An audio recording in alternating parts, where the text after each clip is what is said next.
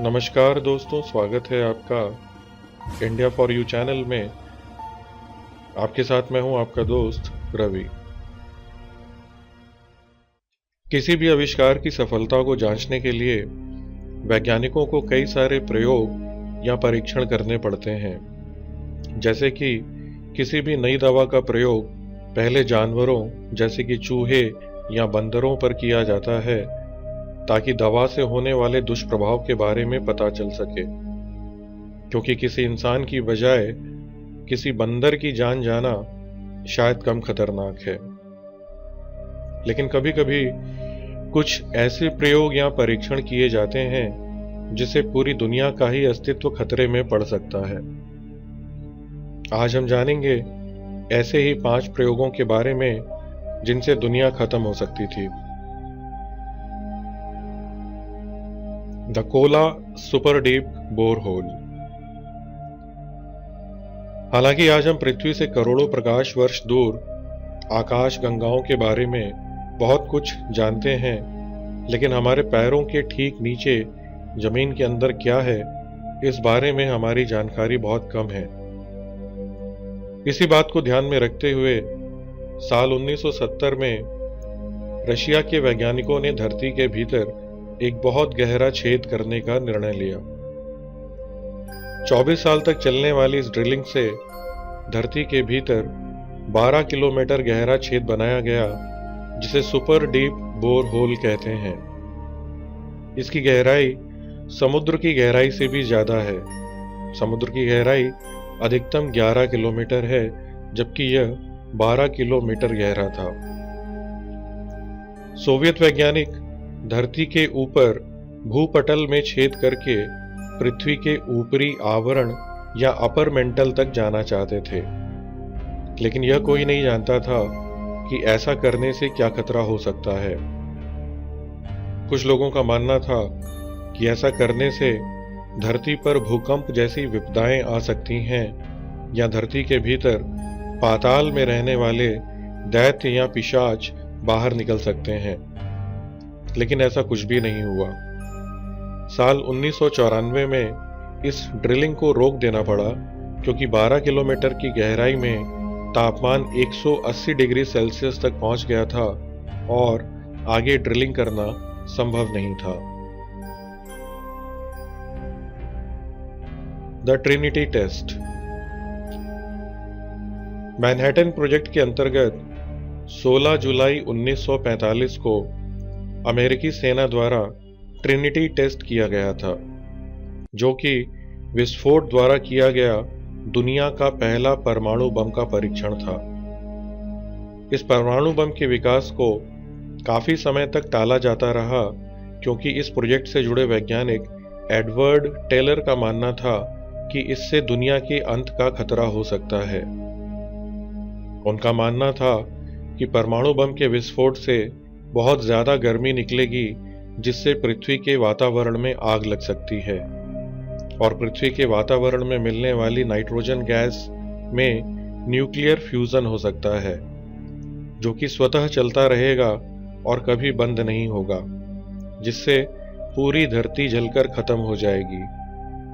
लेकिन बाद में की गई गणनाओं से पता चला कि ऐसा होने की संभावना बहुत कम है और परमाणु बम का विस्फोट द्वारा परीक्षण किया गया, जिसकी शक्ति लगभग 21 किलो टन TNT के बराबर थी। लेकिन इस परीक्षण से ऐसा कुछ भी नहीं हुआ और वैज्ञानिक एडवर्ड टेलर की आशंकाएं निराधार साबित हुई। The large hadron collider. 10 सितंबर 2008 को जब लार्ज हैड्रॉन कोलाइडर ने काम करना शुरू किया, तो बहुत सारे लोगों का यह मानना था कि इससे दुनिया खत्म हो सकती है। इस लार्ज हैड्रॉन कोलाइडर को बनाने में लगभग 600 करोड़ अमेरिकी डॉलर खर्च हुए थे, जिसमें लगभग 27 किलोमीटर लंबी एक टनल बनाई गई थी, जिसमें फोटॉन किरणों को बहुत तेज गति से घुमाकर आपस में टकराना था।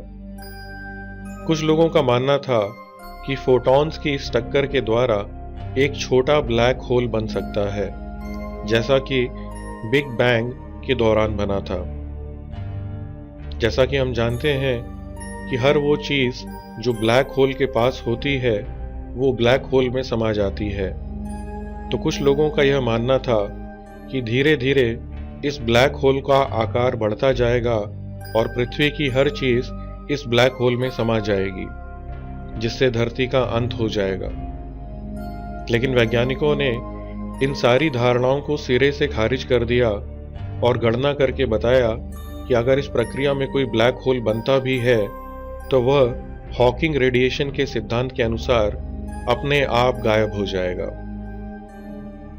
Starfish prime. धरती का मैग्नेटोस्फीयर चार्ज्ड पार्टिकल्स की एक बहुत महत्वपूर्ण और जरूरी परत है जो धरती के वातावरण को सूरज से निकलने वाले विकिरण से बचाती है। अमेरिकी वैज्ञानिक यह जानना चाहते थे कि अगर मैग्नेटोस्फीयर के पास एक बहुत विशाल परमाणु बम का विस्फोट किया जाए तो इससे क्या होगा। साल था 1964 जब अमेरिका और रूस के बीच शीत युद्ध चल रहा था। अमेरिकी सेना यह जानना चाहती थी कि क्या ऐसा करने से सोवियत यूनियन के मिसाइल सिस्टम को निष्क्रिय किया जा सकता है। इस परीक्षण के लिए अमेरिकी वैज्ञानिकों ने पैसिफिक ओशियन के ऊपर धरती से लगभग 400 किलोमीटर की ऊंचाई पर एक बहुत विशाल परमाणु बम का विस्फोट किया। 1.4 मेगाटन की शक्ति वाला यह परमाणु विस्फोट इतना शक्तिशाली था कि इसे 1450 किलोमीटर दूर हवाई में भी देखा गया, जहां इस विस्फोट से निकलने वाली इलेक्ट्रोमैग्नेटिक तरंगों की वजह से स्ट्रीट लाइट्स और फोन लाइंस को भी नुकसान पहुंचा। इतना ही नहीं, इस विस्फोट से धरती के चारों तरफ एक रेडिएशन बेल्ट बन गई जो कि लगभग 5 सालों तक बनी रही और इसकी वजह से पृथ्वी की निचली कक्षा में स्थापित लगभग 1/3 सैटेलाइट्स खराब हो गईं। सेटी। पृथ्वी से दूर किसी दूसरे ग्रह या आकाशगंगा में जीवन की खोज के लिए की जाने वाली गतिविधियों और कार्यों को सामूहिक रूप से सेटी या search for extra terrestrial intelligence कहा जाता है। वैज्ञानिक निकोला टेस्ला, जिन्हें उनके कई सारे अद्भुत आविष्कारों के लिए जाना जाता है, ने सबसे पहले साल 1896 में ये सिद्धांत दिया कि एलियन से संपर्क करने के लिए रेडियो तरंगों का इस्तेमाल किया जा सकता है। साल 1899 में उन्होंने दावा भी किया कि उन्हें मंगल ग्रह से आने वाले कुछ रेडियो सिग्नल्स मिले हैं। हालांकि अब तक हमारा संपर्क किसी एलियन सभ्यता से नहीं हो सका है, लेकिन इस दिशा में प्रयास जारी हैं।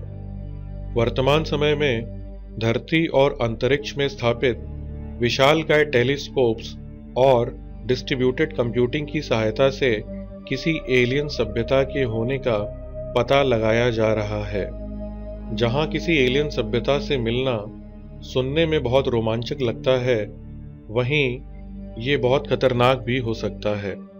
कुछ लोगों का मानना है कि एलियंस का पता लगाने के लिए भेजे जाने वाली रेडियो तरंगों से एलियंस को हमारे ग्रह और हमारे अस्तित्व का पता चल सकता है, क्योंकि हम यह नहीं जानते कि एलियंस हमारे मित्र होंगे या शत्रु और उनकी टेक्नोलॉजी हमसे कितनी आगे होगी।